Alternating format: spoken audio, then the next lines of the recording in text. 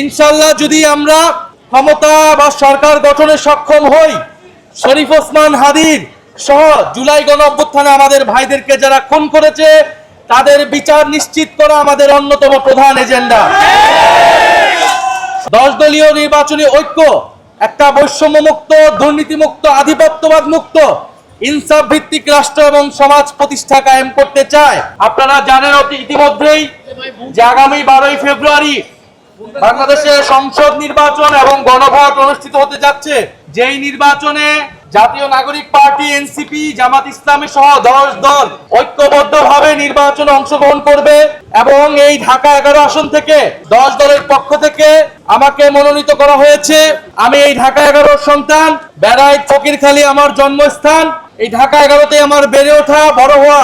আমরা চাই এই ঢাকা 11 সহ সমগ্র বাংলাদেশে গণ অভ্যুত্থানের পরে যেই পরিবর্তন এবং সংস্কারের আকাঙ্ক্ষা তৈরি হয়েছে, এই আকাঙ্ক্ষা যাতে অব্যাহত থাকে।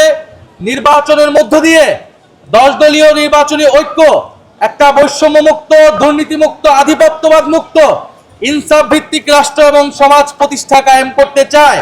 ইনশাআল্লাহ যদি আমরা ক্ষমতা বা সরকার গঠনে সক্ষম হই, শরীফ ওসমান হাদির সহ জুলাই গণ অভ্যুত্থানে আমাদের ভাইদেরকে যারা খুন করেছে তাদের বিচার নিশ্চিত করা আমাদের অন্যতম প্রধান এজেন্ডা।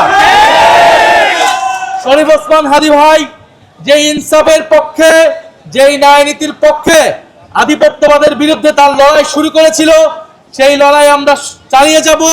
এবং 5ই আগস্টের পর থেকে যারা এই মার্কেট, হাট, বাজার, টেম্পো স্ট্যান্ড সহ বিভিন্ন জায়গায় নতুন করে চাঁদাবাজি, দখলদারিত্ব, জমি দখল, ভূমি দখল শুরু করেছে, আমরা 12ই ফেব্রুয়ারি 11 আসন থেকে তাদের বিদায় ঘোষণা করব। আমরা চাই না বাংলাদেশ আর আগের মতো থাকুক। এক স্বৈরাচার গিয়েছে, নতুন কোন স্বৈরাচার আসুক, এটা আমরা কখনোই হতে দেব না। বাংলাদেশে 1000 মানুষ, ছাত্ররা, তরুণরা জীবন দিয়েছে, রক্ত দিয়েছে। এই মার্কেটে আমরা যখন কথা বলেছি, এই মার্কেটের বহু কর্মচারী, বহু ব্যবসায়ী তারা এই আন্দোলনে মাঠে ছিল, সামনে ছিল। এখন তাদেরকে নতুন করে আবার চাঁদা দিতে হচ্ছে। আমরা এটার বরদাস্ত করব না।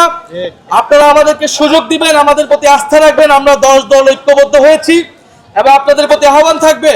16 বছর পরে ভোট হচ্ছে, আপনারা এত বছর ভোট দিতে পারেন নাই, আপনাদের প্রকৃত জনপ্রতিনিধিত্ব নির্বাচন করতে পারেন না। এখন আপনাদের সামনে সুযোগ এসেছে, সংসদে আপনাদের জনপ্রতিনিধিত্ব আপনারা পাঠাবেন, যারা আপনাদের কথা বলবে, যারা হাদি হত্যার বিচারের কথা বলবে, যারা সার্বভৌমত্বের কথা বলবে।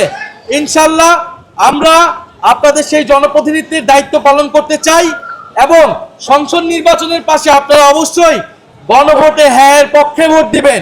কারণ হ্যাঁ এর পক্ষে ভোট দেওয়া মানে সংস্কারের পক্ষে ভোট দেওয়া, দুর্নীতির বিপক্ষে ভোট দেওয়া। আমরা সবাই গণভোটে হ্যাঁ এর পক্ষে থাকবো তো ইনশাআল্লাহ?